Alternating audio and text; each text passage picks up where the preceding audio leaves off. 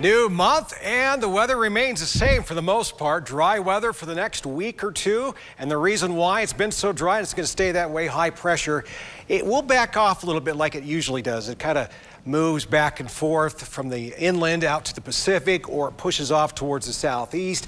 And it does get squeezed a little bit by these passing fronts. We have a cold front that will sweep across the Gem State tomorrow.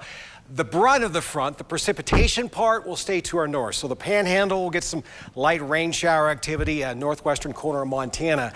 All we'll get is some wind as it moves on by. We'll get a little bit on the windy side, especially in the Snake River Plain. But yeah, high pressure just too strong to allow any of that moisture that's up north to drizzle in from into the East Idaho area, western Wyoming. So dry weather remains, no change in that. Tonight's forecast, a little bit of a change in temperature compared to where we were last night this morning. Woo, Idaho Falls last night, you were 30 degrees. Your low tonight, 39 degrees. Pocatello in town, we had a low of 37.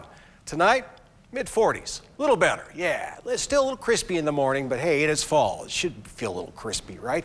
Clear sky for the Central Mountains. Stanley, 30. Last night, Stanley was 22 degrees, so pretty chilly. Salmon, 38 for a low, so a little better than you were last night. Chalice will stay in the 40s, along with Mackay. We got a clear sky for the upper highlands, western Wyoming.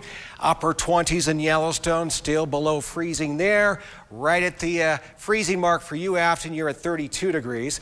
Mostly clear for the southeast highlands. Will all stay above freezing, including you, Montpelier, and you, Soda Springs. A little warmer than you were last night. Lows will be in the mid-30s for you, so at least we're above freezing.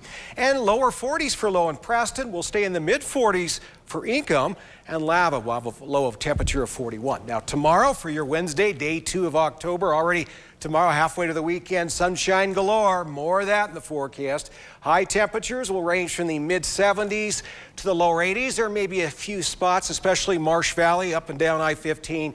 Could be a bit on the windy side tomorrow in the afternoon. And speaking of wind, it's going to be windy in spots for the upper highlands and western Wyoming. We're looking at wind gusts maybe as high as 30 to 40 miles per hour, especially in the higher terrain over some of the mountain passes. 72 will be the high temperature in Jackson. Dry day in Island Park, a bit on the breezy side, with a high of 67. Sunshine galore for you, the Central Mountains.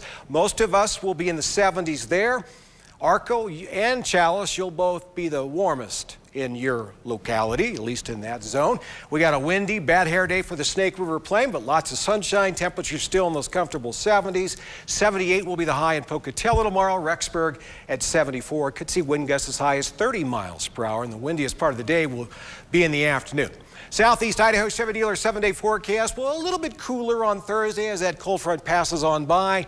Warmest day coming up, still looking like it to be Friday, 84. And then we back off a little bit again. Yeah, another one of those dry cold fronts for us. We're still in the 70s. Weekend still looks beautiful and dry with sunshine galore.